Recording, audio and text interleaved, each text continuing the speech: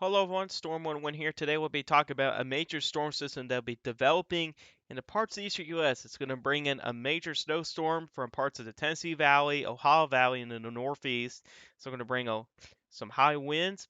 It's also going to bring some severe weather. Damaging winds and tornadoes will be possible across parts of the southeast as well later tomorrow into Saturday morning. We'll be talking about all those threats here in this video. But before we get started this video, if you guys like where to lay the content, you subscribe to my channel. We do this stuff here all the time on this channel. Plus, we'll probably have one more update on this system tomorrow as well. So definitely stay tuned for any potential update on this storm system here as well. Plus, we'll be having more videos of what could happen after this system as well. So we're going to get started with the watch warning advisory display, and there's a lot of stuff going on out here. We got a very large winter weather advisory area. So this goes from northeastern Arizona, northern New Mexico, parts of southern Colorado, parts of northern Texas, all of Oklahoma, southern and eastern Kansas, northwestern Louisiana, most of Arkansas, most of Missouri, southeastern Iowa, western and southern Illinois, northern Mississippi and Alabama, western Tennessee, southern Indiana, and western Kentucky. That's a lot of areas. And you know what? It's pretty far south too. Not often you see winter weather advisories as far south as parts of Louisiana, Mississippi, and Alabama for this time of year.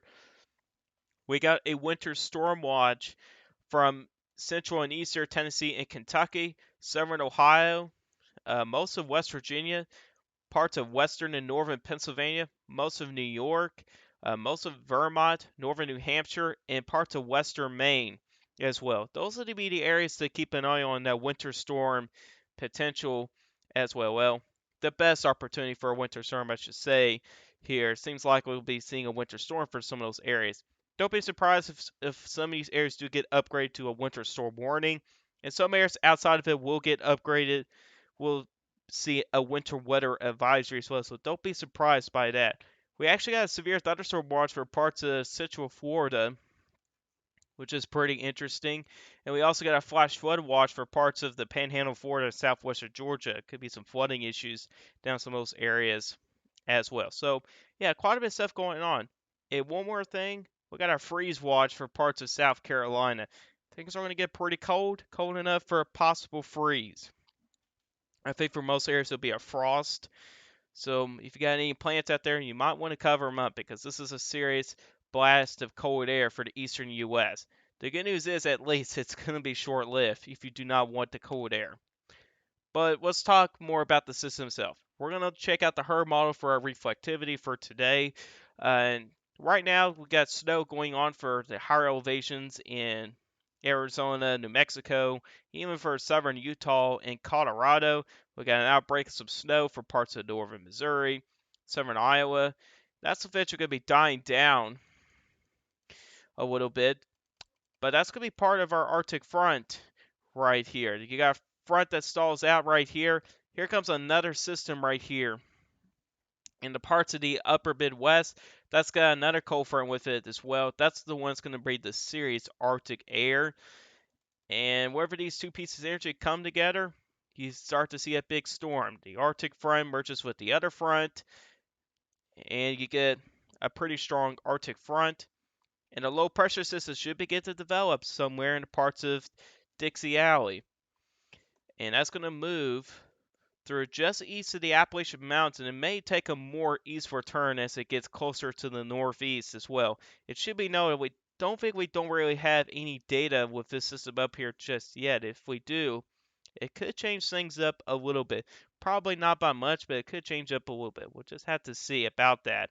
We got plenty of data from the severed piece of energy, which kind of made things shift a little bit further to the south and east, as I kind of expect.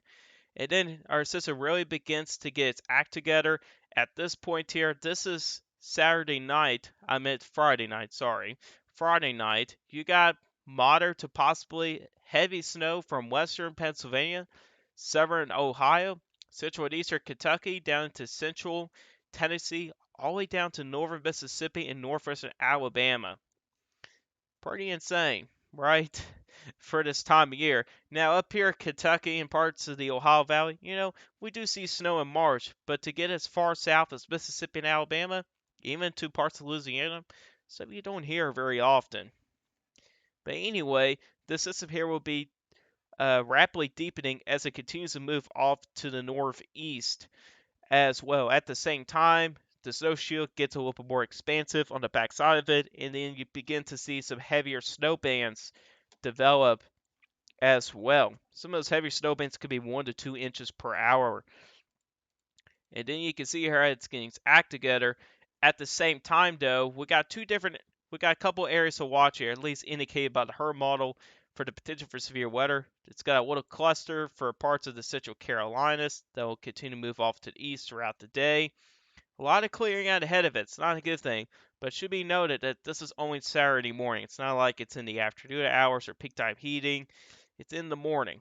You also got another cluster of storms further off to the south as well for parts of northern Florida as well, and also continue to move off to the south as well. And you do notice how this low here kind of takes a little bit more of an eastward turn here, just a little bit. And as it kind of continues to move further northeast, it begins to hug kind of along the coastline as well. And you can see here by Saturday afternoon, our low pressure system, 983 millibars in eastern Massachusetts. On the backside of it, you got a large snow shield going on back there as well. Also, a little bit further back here, we got the lake effect snowfall machine will be turned back on. After some warmer temperatures, the lakes have warmed up a little bit more. So we are going to see some lake effect snow. And check this out. From Lake Michigan, you got lake effect snow that goes all the way down into parts of Ohio, Kentucky, and West Virginia. It has happened before. It has. But it's kind of wild to see that.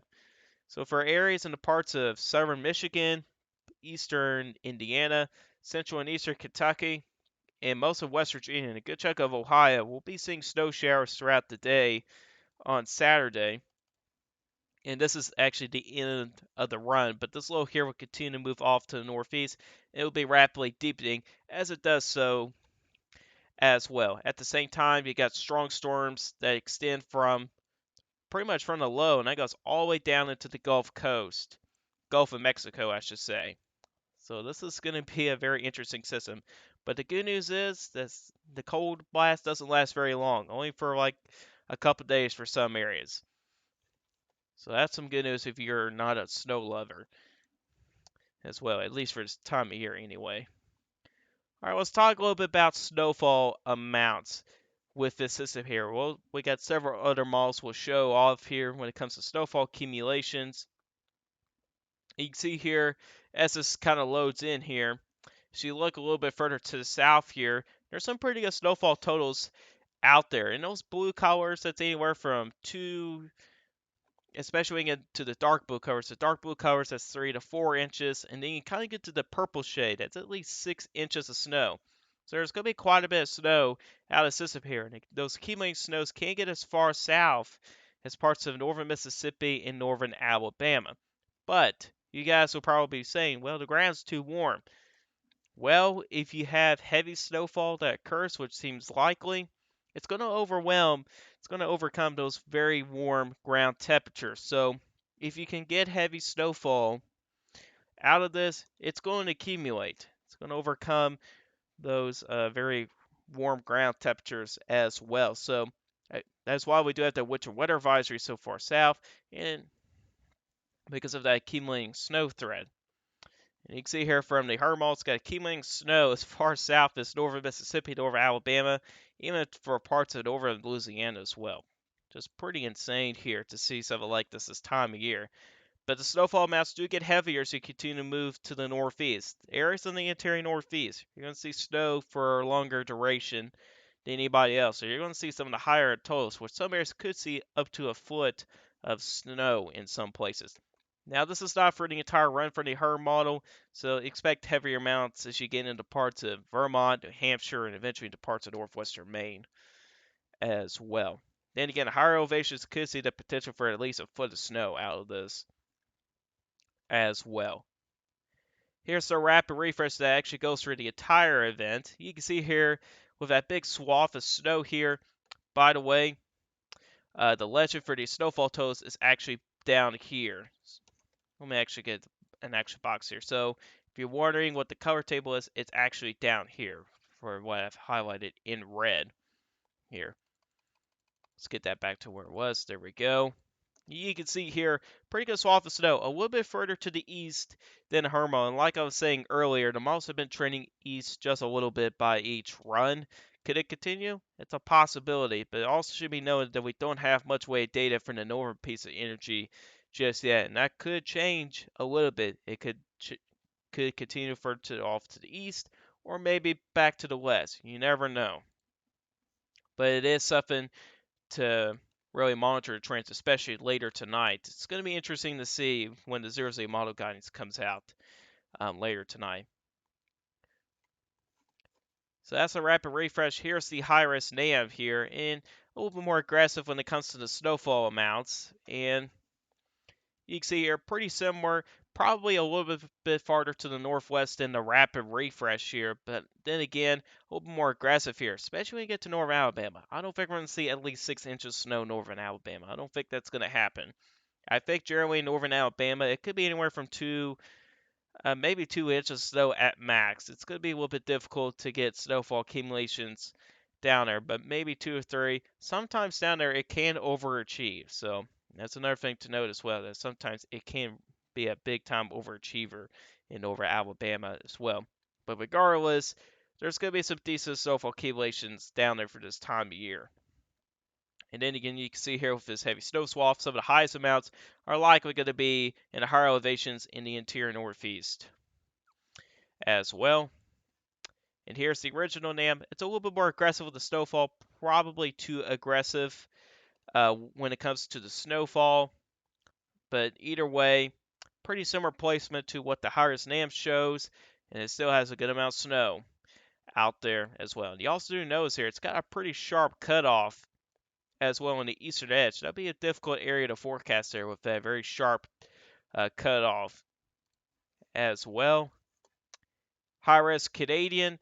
It's a little bit more aggressive with the snowfall further off to the south. You can see there it's got some pretty elevated snowfall totals in the parts of Kentucky and Tennessee. It's got up to a foot of snow. I don't think we're going to see a foot of snow down there. I think when it comes to maximum totals for eastern Kentucky and parts of central and eastern Tennessee, I think the maximum amounts are probably going to be as high as 8 inches of snow down there. Maybe slightly higher amounts as you get into higher elevations due to those colder ground temperatures, or cooler, I should say, cooler ground temperatures as well. And then again here, as expected here, some of the highest amounts are in the higher elevations in the interior northeast. Those areas will have the best potential to see at least a foot of snow out of the system as well. And then last week we're going to actually check out, this is the National Reserve's blend of models. And this is what they like to use when it comes to their forecasts. You can see here not as much as the models here, but it's probably a little bit more of an accurate tool to use when it comes to forecasting here. It's not way over the top, maybe a little conservative, but I think regardless here, I think it's going to be a more accurate thing here to use. And you can see here, pretty similar to what some of the other models show, at least for the placements of the heaviest totals, just a little bit lower than what most models show. Let's talk about probabilities here. So, of how much snow you could see here. So this is a probability for at least 2 inches of snow. Really, areas that I would say has the best potential be areas that has at least maybe a 70% chance. I think that's almost a guaranteed chance, especially when you get to those orange and red colors. Orange-red colors, I think it'd be pretty likely.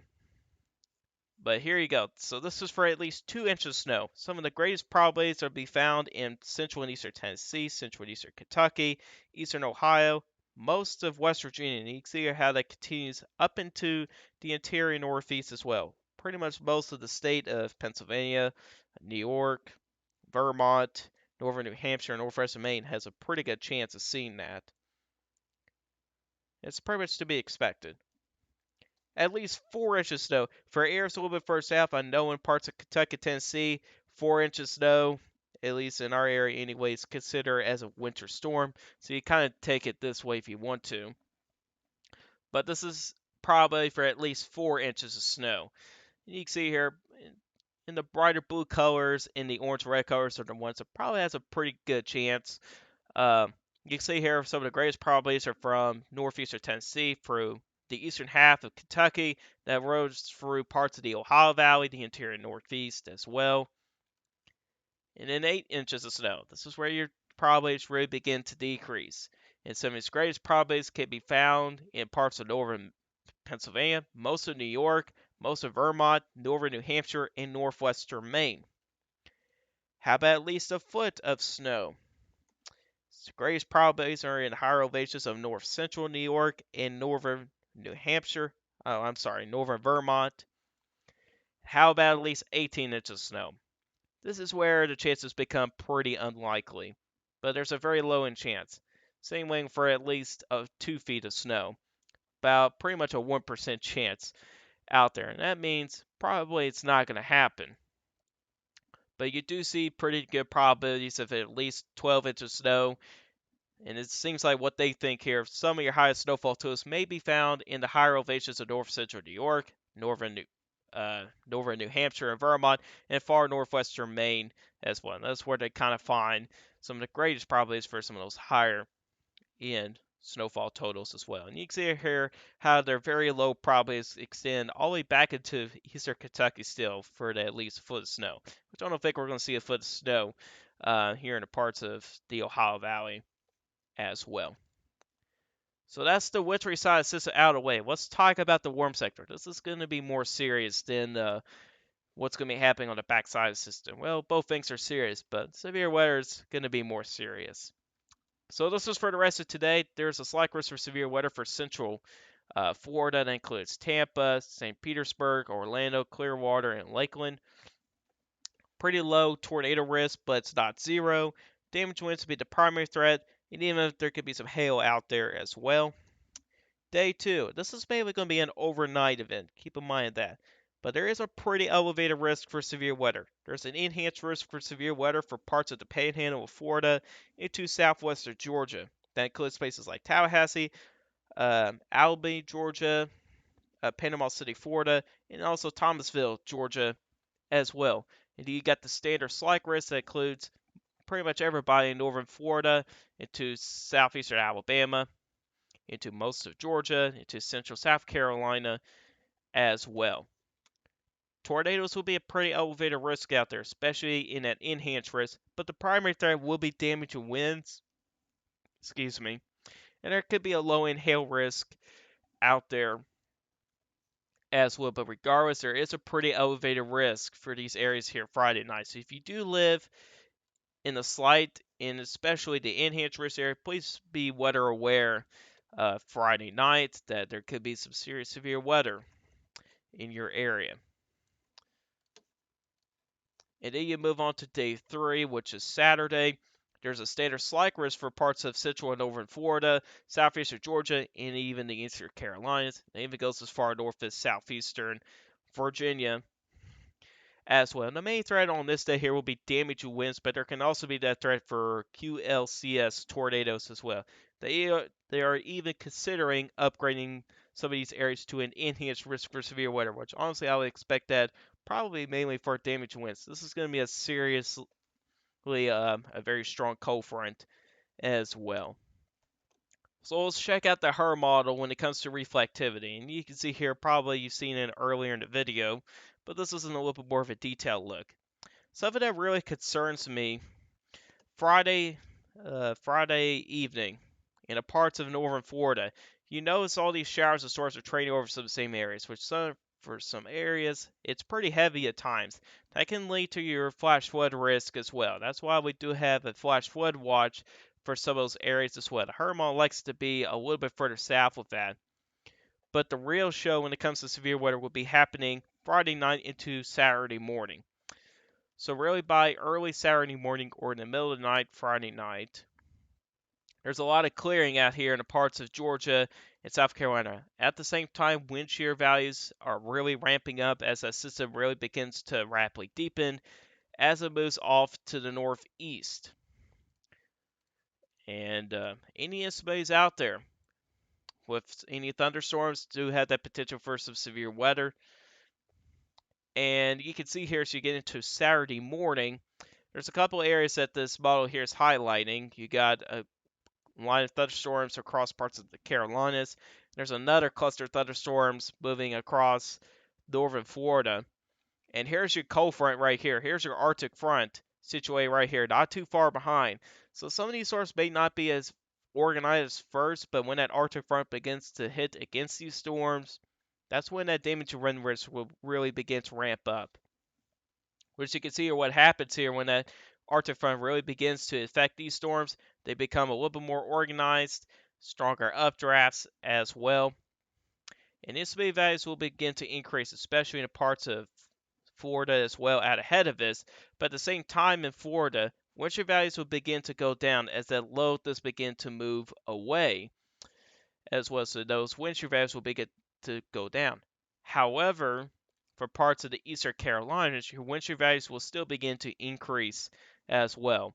We have to pay attention to those instability values as well, because that can really determine how large the risk of severe weather could be.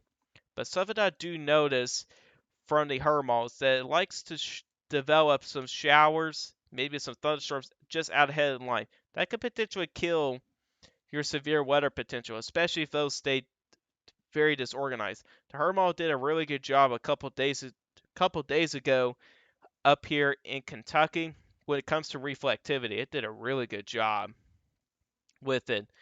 So we'll have to wait and see here. But I still would believe here, depending on how much visibility we still got left out here, I think these storms here probably be more organized than what the Hermal is suggesting up there, which can increase your severe weather potential as well. But do show some of those showers and storms kind of moving out of the way for that Arctic front to roll in as well. But I think regardless, I think the main threat is going to be damaging winds. And at the same time, as those shower storms move off the coast of the Carolinas and southeastern Virginia, severe weather could still be ongoing in parts of central Florida as well. This is pretty much the middle of the afternoon on Saturday. You got a line of thunderstorms that continues to move off to the south and east. But then again, as that low begins to move away, those wind shear values are going to continue to decrease as well, which will make the storms less organized as it continues to move off to the south and southeast. Even though there's some pretty elevated instability values out there, the wind shear values are going down. Let's check out the HER model here when it comes to wind shear. We're going to check out the 850 millibar winds because that's where your grades with when it comes to the wind shear. So you can see here later Friday night into early Saturday morning, there's a pretty good amount of wind shear out there. 40 to 45 knots, even up to 50 knots some places. That'll be good for wind shear. And you can see how it covers a pretty good area of central and over Florida, southeastern Alabama, southern Georgia. But this is in kind of the weaker stage of the low, which in this case, it's actually situated approximately about right here in northern Georgia here. If you look into those wind bars there. But as that low begins to intensify or deepen, you see here your wind shear values really begin to ramp up as well, especially when you get into Saturday morning, even in the Eastern Carolinas. You can see there by Saturday morning in the Eastern Carolinas, you got a low of a jet at 65 to 70 knots. That's a pretty strong low of a jet, and that will continue to strengthen as that low also strengthens as well. There's even a good low of a jet as you get down to parts of northern Florida as well. But like I said earlier, as the low begins to move away, those wind shear values do begin to decrease as well. Let's kind of go back here and check out those instability values as well at the same time, because this can really determine your severe weather potential. So early on for parts of the Carolinas here, instability values will be pretty weak. But as you kind of get into the morning hours, those instability values could begin to ramp up as well, which in this case here from the HER model, it's got instability values really anywhere from 500 to 800 joules per kilogram, even up to 1,000 in some areas. That'd be a pretty good environment. This will be one of those situations where you got a high wind shear and low instability type environment. Honestly, with 500 to 1,000 joules per kilogram, that can still lead to some severe weather. With the type of environment those areas will be seeing. And you can see here in the parts of Florida, it's pretty much a similar way, really, until you get to the afternoon hours of Saturday. Those SUV values do begin to increase out ahead of the front, but at the same time, those wind shear values will begin to decrease as well. Here's updraft helicity swaths. This can indicate your potential for rotating thunderstorms, and you can see there there's a lot of updraft helicity swaths going on in northern Florida. Some of that will be back into Friday as well. And there's even some updraft helicity swaths across parts of the Carolinas back into Alabama as well. So there is that potential for some rotating thunderstorms out there as well. And any storm that becomes discrete out ahead of this line of storms do have the potential to become a supercell as well, and that can increase your tornado probabilities as well. So that's another thing to note as well. We'll go back here and we'll check out the significatory parameters. And we'll check out a couple soundings, and then we'll move to the high wind threat, and that'll be the end of the video. So when it comes to significatory parameters here, really, a 1 will be favorable for tornadoes, but at least a 2 could be favorable for stronger tornadoes as well. Which in this case here, greatest threat indicated by the HER, Saturday morning, and with that stronger level of jet really kicking in, especially up in the Carolinas. The favorable environment for tornadoes really do ramp up, which it does have some pretty good numbers out there as well. So let's get a sounding in parts of eastern North Carolina. Here, estimated values are decently elevated, generally 500 to 1,000, still favorable. Dew point of 65, that's good. The hodograph looks good, plenty of wind shear. Lap rate's a little bit on the weaker scale, but regardless of that, this is still a favorable environment for some severe weather. There's also a pretty decent elevated mix layer in the mid levels as well, which is interesting. That may help increase those updrafts as well. Real overall about this sounding here, this will be favorable for damage to winds and also for that tornado threat as well. As you get further south, we'll get a sounding in north central Florida real quick. See what it looks like down there. Pretty good amount of wind shear. Its values are also elevated, kind of similar to the sounding up in North Carolina, but weaker with the wind shear a little bit. Strength velocity values are over 300. Pretty good hodograph. Overall, this is a pretty good sounding here as well. So really, areas I will really pay attention for that severe weather threat will probably be the eastern Carolinas Saturday morning. We'll also got to watch for parts of northern and central Florida. If the HER model is correct with that prefrontal convection boundary developing down here, that could really decrease the severe weather potential for areas further up north as well, as it kind of blocks some of those favorable instability values and those dew point values for coming so far north as well. So we'll have to see if that occurs here, but we'll still have to keep an eye on these areas here because there's a chance that may not occur as well. This system here will also bring in a pretty good environment here for a lot of wind, especially when you get behind the cold front, which your cold front is situated right here. About 30 to 40 mile per hour winds behind this front, which is pretty strong here. But on the backside of that low, as that low begins to move off to the northeast, there could be the potential for some near blizzard conditions, especially when you get to the higher elevations when you got that heavy snowfall. At the same time, you're getting wind gusts up to 40 miles per hour in those higher elevations. So there could be blizzard conditions for some areas on the backside of the low as well. So that's another thing you got to keep an eye on as well. Meanwhile, in the warm sector, if we kind of back this up here for parts of the eastern Carolinas, Saturday morning, those winds are going to be rough, especially if that sun comes out. Those winds are going to be rough. Without showers of thunderstorms, winds could be gusting up to 50 to 55 miles per hour in some places. So that's definitely something you also really need to monitor as well. And things can also be pretty windy down to parts of Florida as well. So even without showers of thunderstorms, things can be quite windy as well.